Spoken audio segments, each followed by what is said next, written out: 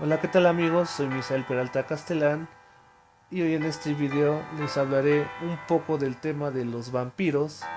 Les contaré un cuento, les hablaré sobre tres posibles vampiros y por último les hablaré sobre el castillo de Drácula. Antes de empezar a tocar estos tres temas que les acabo de decir, comentaré algo que es acerca de los vampiros, sobre si supuestamente en la vida real pudiera uno convertirse en este tipo de seres. Pues para empezar, como todos conocemos, tenemos que contactar con un vampiro y así poder crear un tipo de lazo con él. Puede ser de amistad y si es el caso, pues de algo más que amistad, y así que él nos conceda la transformación. Por lo que he visto, no todos los vampiros son capaces de hacer este tipo de actos, de transformar a la gente en vampiros. Solamente unos cuantos o los que son más añejos pueden hacer ese tipo de transformación a los seres humanos. Ya que hayamos conocido aquel vampiro que nos otorgue la transformación, pues viene la hora, se puede decir, en que nosotros como seres humanos sufriremos más, que es la muerte. Porque está dicho, está visto que cuando el vampiro se dedica o va a hacer lo de la transformación de humano a vampiro, pues tiene que matarte primero y luego darte la sangre del mismo para que puedas revivir y nacer como una nueva persona, en este caso un vampiro. Está dicho que la resurrección puede tardar entre varios horas o días, dependiendo de cada persona. Es lo que he visto y investigado por ciertas páginas del vasto mundo del internet. Y ya que lo ves, y antes de continuar con lo que acabo de decir, no todos están aptos para transformarse en vampiros. Solamente unos cuantos logran sobrevivir a esta transformación de muerte a otra vez revivir. Y pues prácticamente si logras pasar este traslado de la muerte a transformarte en un vampiro, pues te toparás con el primer problema, que es la sed de sangre que siente un vampiro a la hora de ser revivido y vivir sus primeras horas como vampiro, que por lo que he visto es algo insoportable. Si lo comparamos un poco con lo que puede pasar en la vida cotidiana, se podría decir que si es como, por ejemplo, estuviéramos en una dieta y que para bajar esos kilos de más nos propusiéramos entrar a dieta y restringirnos de ciertas cosas o ciertos alimentos que nos hacen mal en nuestra salud. Y es por eso que a la hora de estar en la dieta, pues hay momentos que algunos de nosotros podemos flaquear y necesitamos o nos nace esa ansia de comer ciertos alimentos que nos gustan mucho y que por ende a la dieta pues no podemos disfrutar, ¿no? Y es por eso que yo en ese aspecto comparo ese tipo de transición a la dieta de un ser humano. Es por obvio, por las razones que la sed de sangre es mucho peor que la dieta, pero nos podemos imaginar en ese aspecto que la dieta puede ser algo similar a a las primeras horas del vampiro cuando tiene sed. Y yo creo que en ese aspecto te tienes que imponer mentalmente a tus deseos de la sed de sangre. Puede ser algo duro, pero la voluntad, yo creo que si tienes una fuerza mucha de voluntad, porque también se cuenta que cuando te transformas en vampiro se, magnifican tus, tus dotes. Por ejemplo, si tienes mucha fuerza de voluntad, eso se va a magnificar a la hora de que te transformes. Y por ejemplo, si tienes mucha fuerza de física o eres muy atleta, es obvio que eso se va a magnificar en la hora cuando te conviertes en vampiro. O también si es muy sentimental, se va a amplificar. Es lo que se cuenta cuando una persona logra convertirse en vampiro. Así, por ejemplo, como estamos hablando de la fuerza de voluntad, si tienes mucha a la hora de ser vampiro, eso se va a amplificar y eso te podría ayudar mucho a contener esa gran enfermedad o ansiedad, se podría decir, de consumir sangre. Así que para mí esas son las primeras horas más difíciles cuando estás transformado en vampiro, contener esa ansia de beber sangre. Y por lo que conlleva, pues, si el que te transformó es un vampiro que es muy allegado a ti, te va a enseñar también o te va a llevar por el camino que sea más fácil para controlar ese instinto animal que se les manifiesta a los vampiros que son nuevos, de querer devorar a cualquier ser vivo para alimentarse. Es una parte elemental de la transformación al vampiro.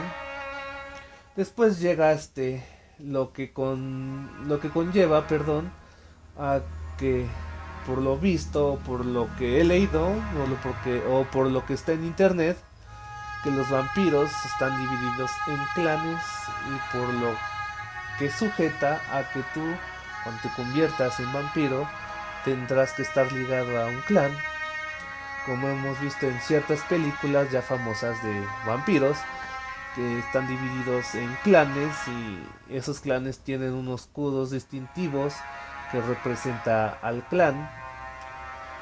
Y por ende tenemos que ser cautelosos, porque si lo pasamos a la vida real, tenemos que mantenernos en las sombras, como dicen muchas personas, para que la gente normal no sospeche que los vampiros existan. Y eso puede ser un trabajo muy difícil, porque solamente podríamos salir de noche y no muchas veces, porque sería algo obvio si nos vieran en las calles deambulando por las noches. Eso levantaría muchas sospechas de que es algo no normal en la persona o nuestra persona. Así que el vampiro debe ser muy cauteloso en ese aspecto de ser muy sigiloso, y por ende pues solamente salir esporádicamente. Muchas cosas pueden pasar, ¿no? Así que lo más recomendable es que las salidas nocturnas no sean muy seguidas y solamente sean por causa de cosas mayores o para alimentarse. Ahora, hablando de la sed de sangre, pues hay varios tipos de sangre, perdonen por decir dos tipos, pero se conocen que hay varios tipos de sangre. Pero lo que a yo me refería es que hay tipos de sangre del ser humano y la de los animales.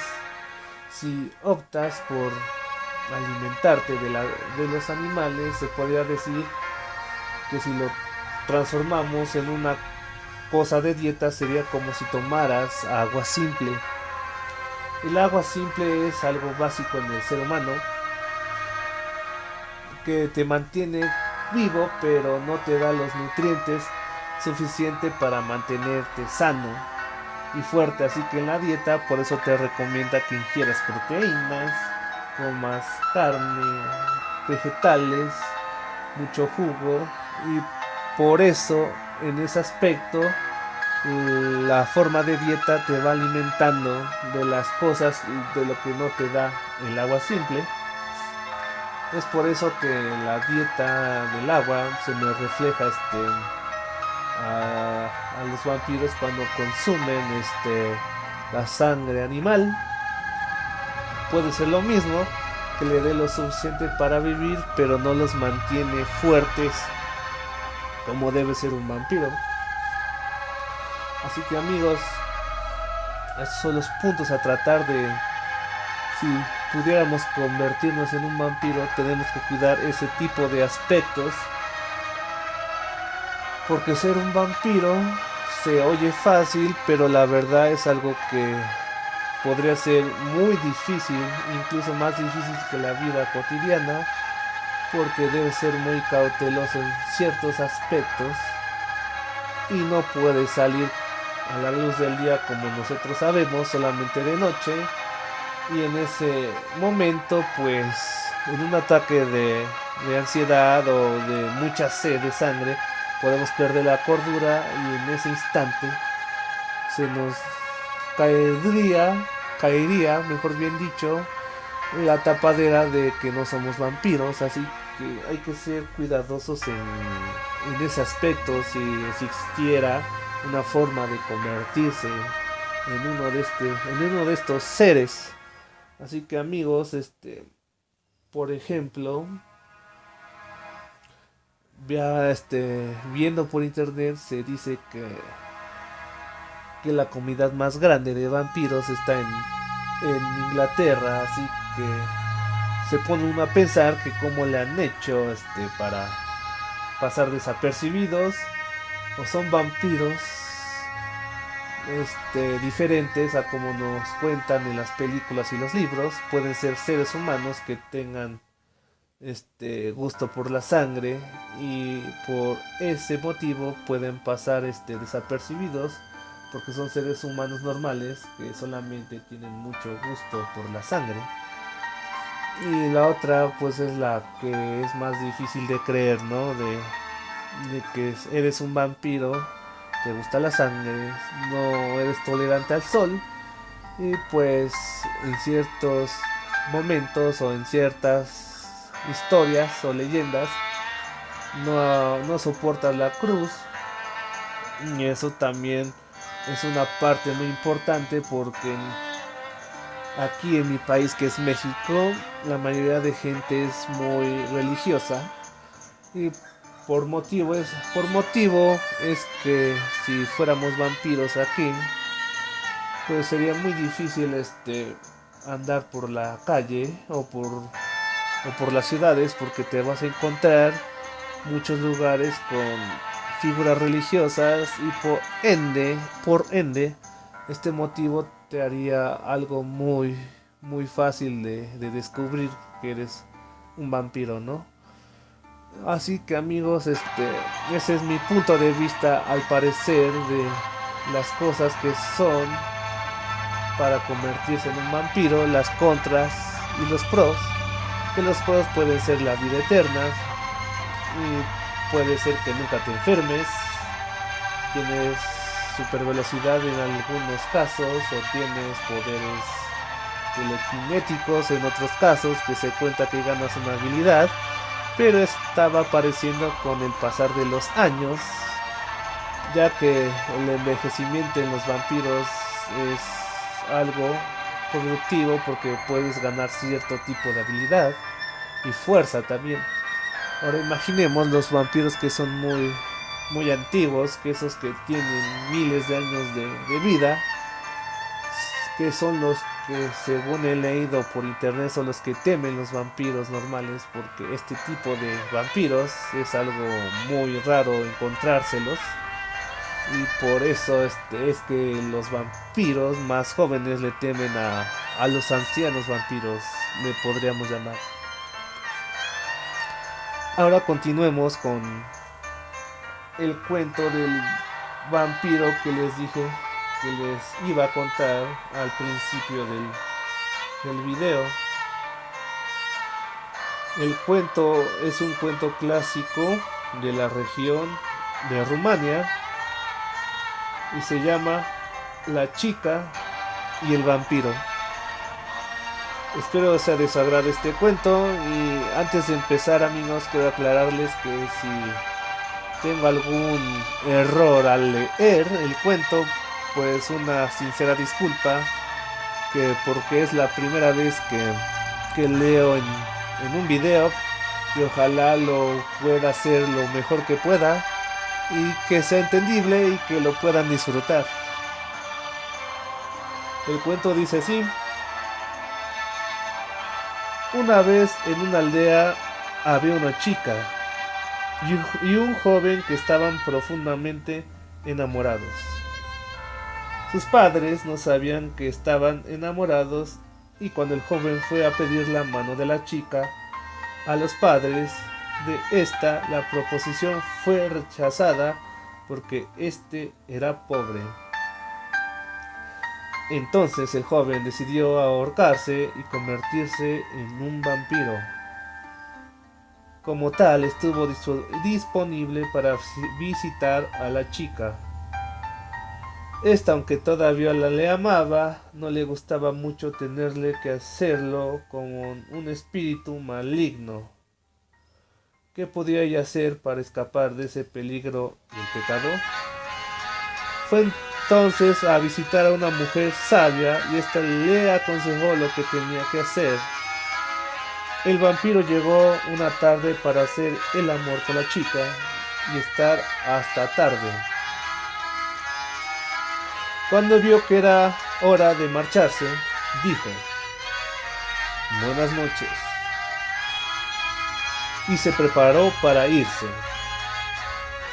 La chica, siguiendo el consejo de la mujer sabia, fijó en la espalda de su abrigo un alfiler, el cual estaba unido a una bobina de hilo. El vampiro se fue, y la bobina de hilo se fue gastando. Se fue gastando hasta que de pronto se paró. La chica entendió lo que había pasado y siguió la pista que el hilo de la bobina la marcaba. Ella siguió el sendero marcado por el hilo hasta verse dentro del cementerio y directa a una tumba. El hilo se hundía en una tumba y ahí terminaba. Ella volvió a casa, pero la siguiente noche, cuando llegó el atardecer, ella se adelantó y se fue al cementerio, situándose a cierta distancia para ver lo que pudiera pasar en la tumba. No pasó mucho tiempo cuando vio al vampiro salir de la tumba y dirigirse a otra, para comerse el corazón de la persona que en ella estaba enterrada. Cuando terminó, se dispuso a marchar hacia el pueblo para visitarla a ella. Ella le siguió, dejando el cementerio. ¿Dónde has estado esta tarde y qué has visto?, preguntó el vampiro, después de que ella le hubiera dado la bienvenida. ¿Dónde he estado? En ningún lado, y no he visto nada, dijo la chica. El vampiro continuó: te lo advierto, si no me dices la verdad, tu padre morirá. Déjale morir, yo no sé nada, yo no he visto nada, ni puedo decir nada. Muy bien, dijo el vampiro, y en efecto, en 2 días el padre de la chica estaba muerto. Él fue enterrado con los debidos rituales, y tiempo después el vampiro volvió otra vez a la chica. Una noche, sin embargo, Él fue e hicieron el amor como era habitual, pero antes de dejarla dijo: dime dónde estuviste esta tarde, porque si no lo haces, tu madre morirá. Ella puede morir 9 veces. ¿Cómo voy a hablar si no sé nada?, respondió la chica. Después de 2 días, la madre murió. Ella fue debidamente enterrada. El tiempo pasó otra vez y el vampiro reapareció y dijo: si no me dices qué viste esa tarde, tú deberás morir también.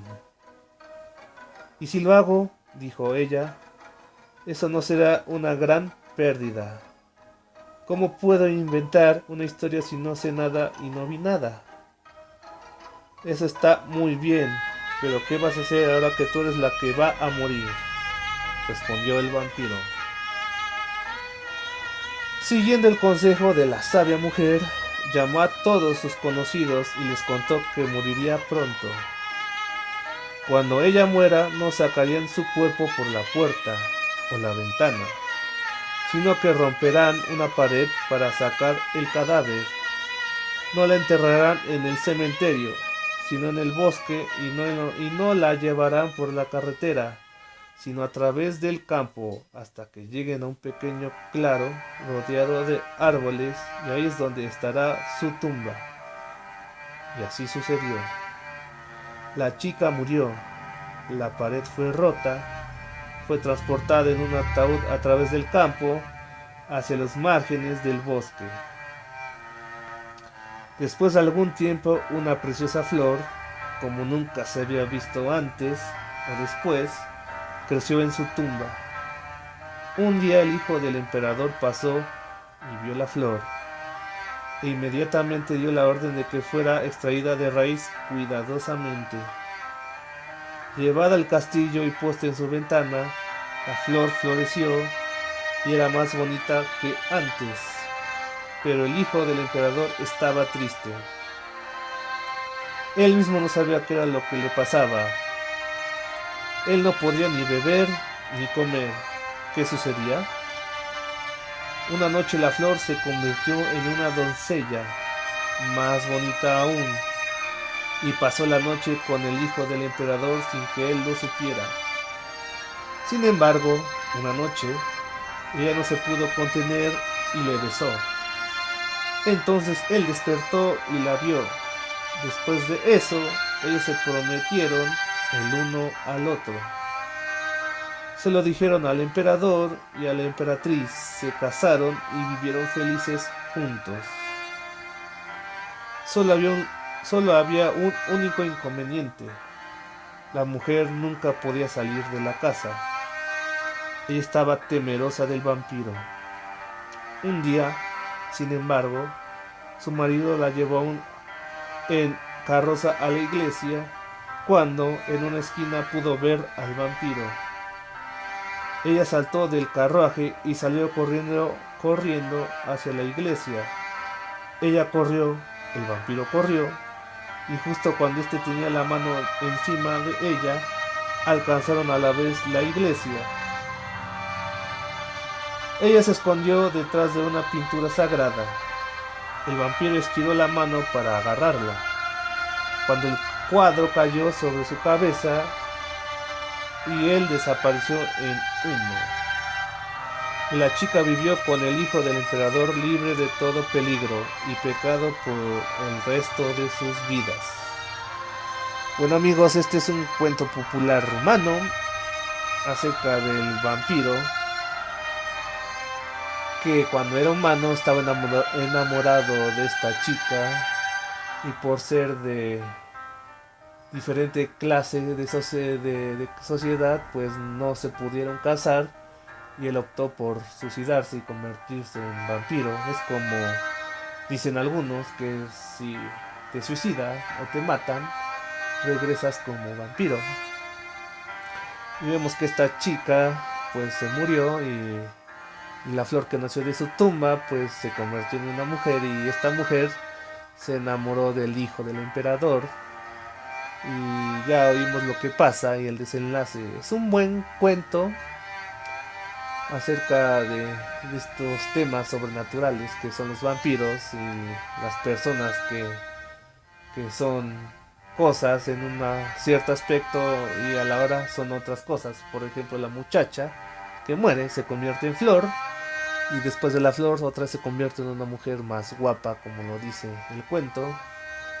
Es una historia más bien es un cuento muy padre y que es clásico en Rumania y que por ende tiene que ver con el tema que estamos hablando hoy, que es de los vampiros. Continuando el video, perdón por el suspiro, ahora otra vez, ahora sí. Continuando con el video, pues es hora de hablar el caso de los vampiros reales que están documentados. Empezaremos con este vampiro que es conocido como Jure Grando, el primer vampiro. Jure Grando nació en la península de Istria, en Croacia, allá a principios del siglo XVII, en la localidad de Kringa. Su vida fue la normal para un campesino de la época, vida humilde y trabajando de sol a sol para poder sobrevivir. Pero realmente su historia comienza tras su fallecimiento. Jure Grando muere en 1656 por causas desconocidas y lo divertido del caso llega al poco tiempo de recibir cristiana sepultura. Al buen señor, contra todo pronóstico, después de muerto, le dio una noche por volver del otro mundo y hacerle una visita sorpresa a su señora esposa. Según su viuda, el difunto le visitaba sonriente y jadeante por las noches, la sumía en un profundo sueño para posteriormente abusar sexualmente de la pobre mujer y además succionarle la sangre del cuello. No podemos imaginar el pánico que sentiría la pobre mujer ante tan desagradable y sobre todo fría visita. Como ven amigos, esta es la pequeña historia de Jure Grando que supuestamente existió. Y pues continuemos con el siguiente, que es una condesa, es de las más conocidas en el mundo vampírico, y es Elizabeth Bathory, la condesa sangrienta. Su nombre auténtico era Elizabeth Isabel en el idioma castellano, Bathory, pero la historia la conoce como la condesa sangrienta, por su afición a secuestrar y torturar a muchachas de los alrededores, cuya sangre se bebía para conservar la eterna juventud. Al menos eso testificaron quienes siguieron el proceso contra ella en unos tiempos convulsos. De clase alta e irresponsable, fue la gobernante absoluta de la zona hoy conocida como Eslovaquia, y con la ayuda de 3 de sus siervos torturó sádicamente hasta la muerte entre 100 y 650 niñas. Es que nunca sabremos el número exacto.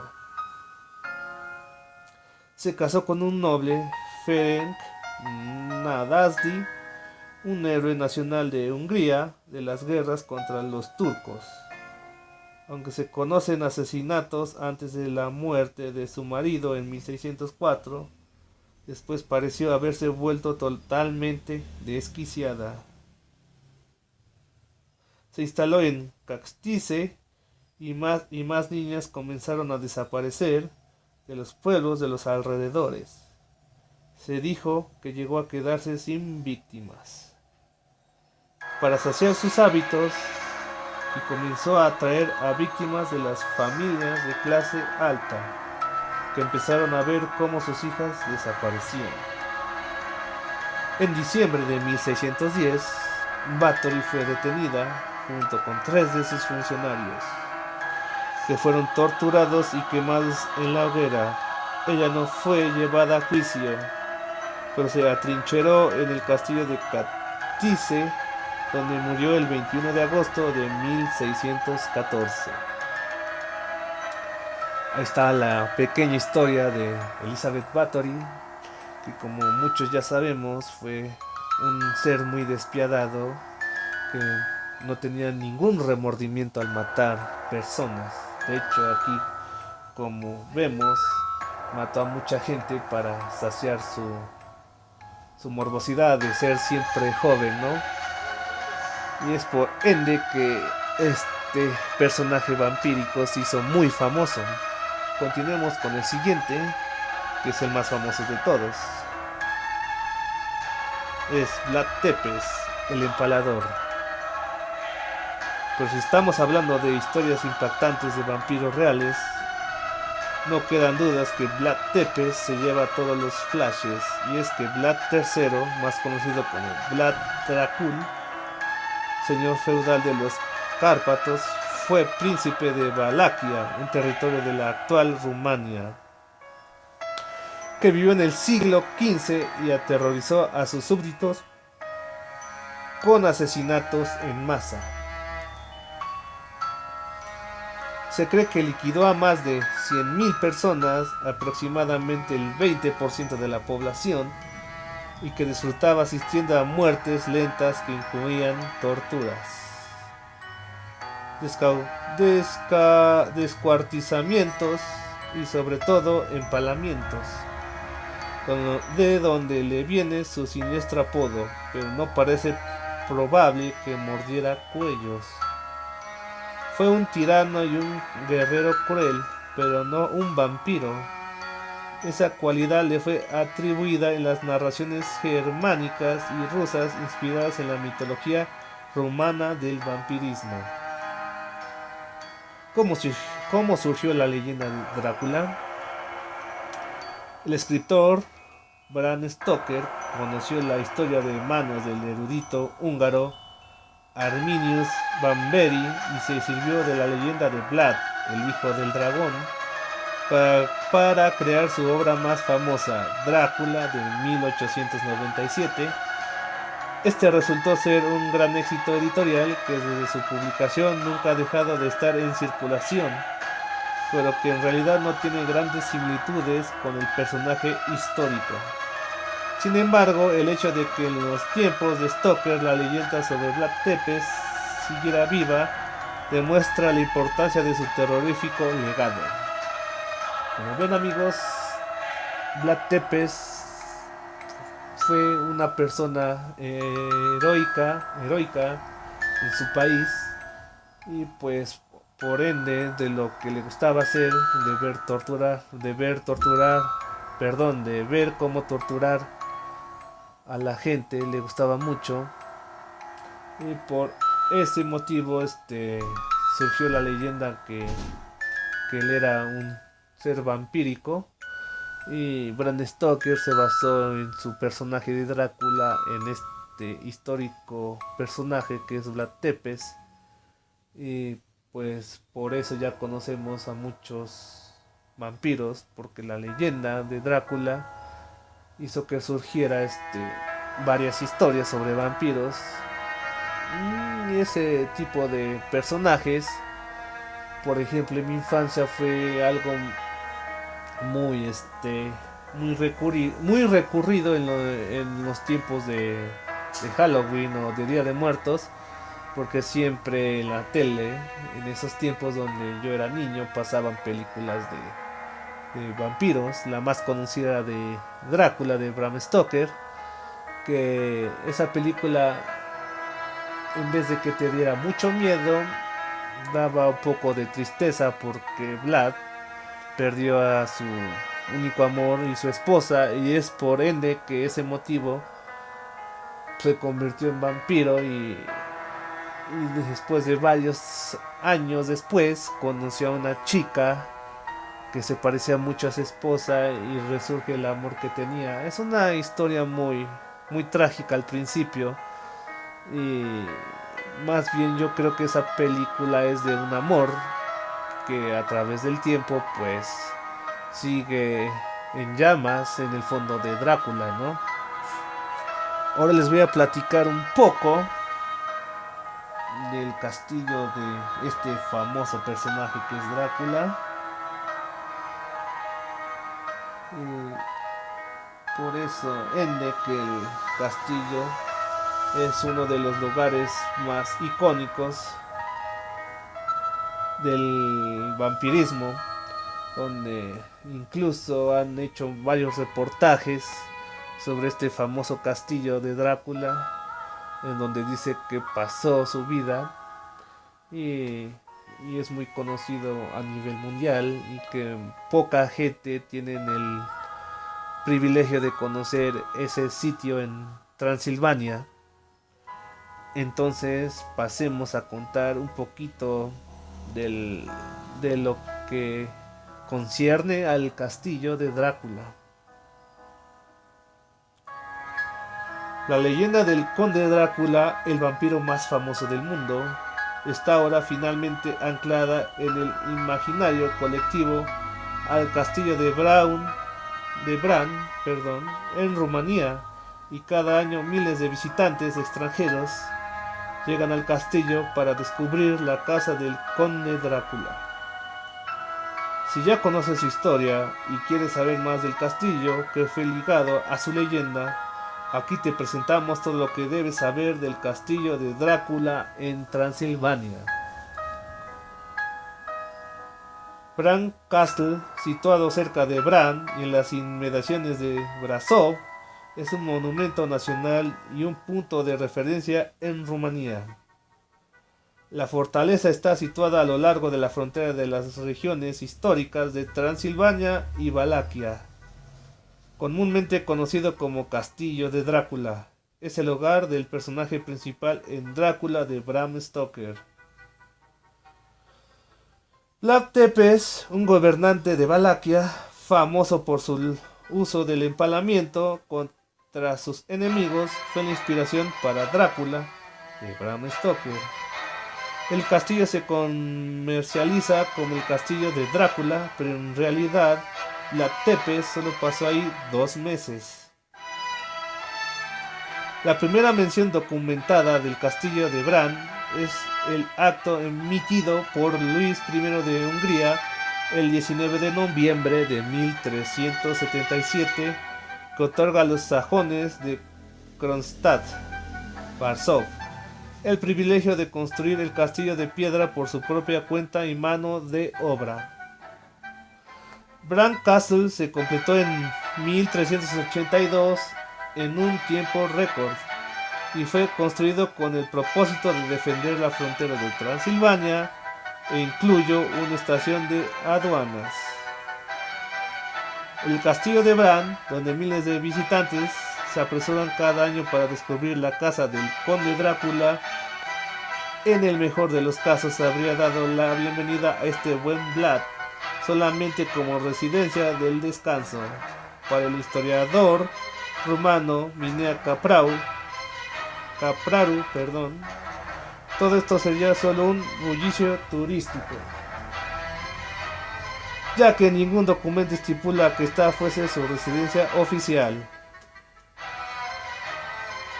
Una nueva fortaleza se reconstruye en 1377 por orden de la ley del rey Luis I de Hungría, que se mejorará gradualmente. Por ejemplo, las torres se agrandaron alrededor de 1410, poco antes de convertirse en propiedad de los vólvodas de Transilvania.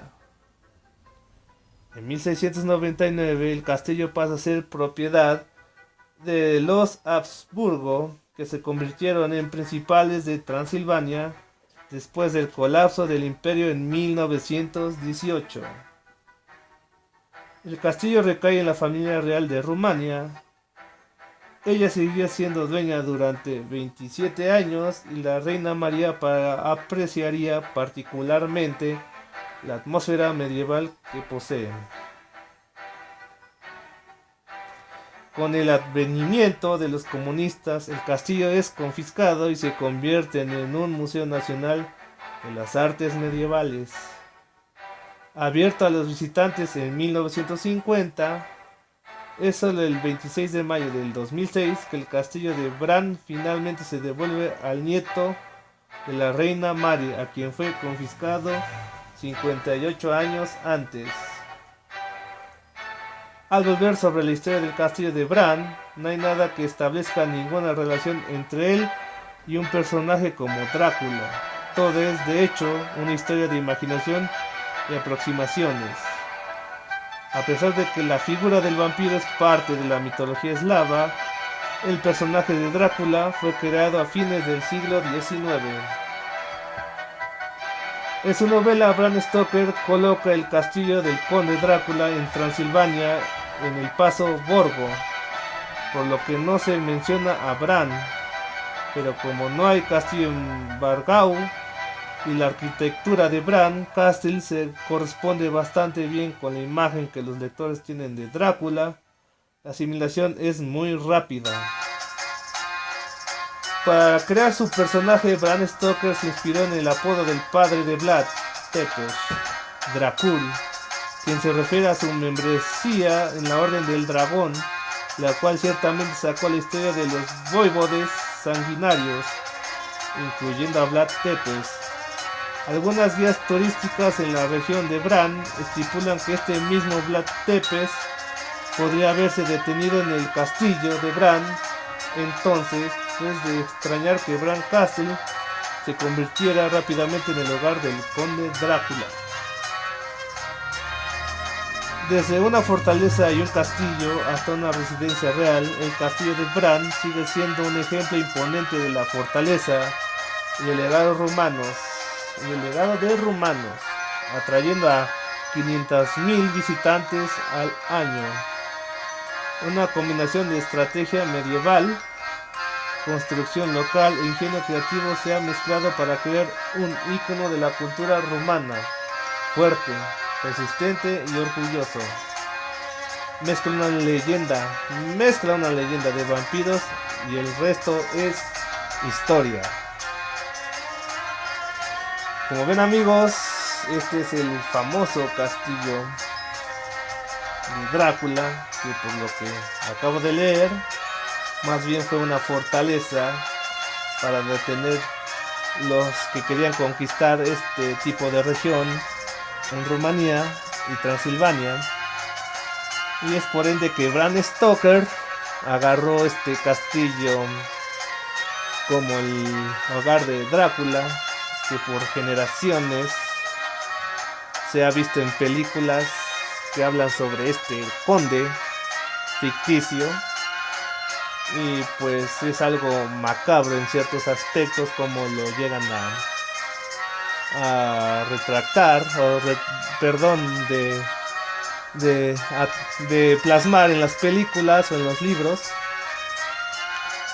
Y es por ende que Drácula también se hizo muy famoso por su famoso castillo, y que muchas personas, como en mi caso en mi niñez, a la hora de ver este tipo de imágenes o de castillos, nos entraba ese miedo al ver ese lúgubre ambiente que plasmaba el castillo de Drácula, que por ende en ciertos juegos como Castlevania pues se crea como si fuera un tipo de mazmorra y niveles, y que hasta arriba de la torre más alta del castillo se encuentra el conde Drácula.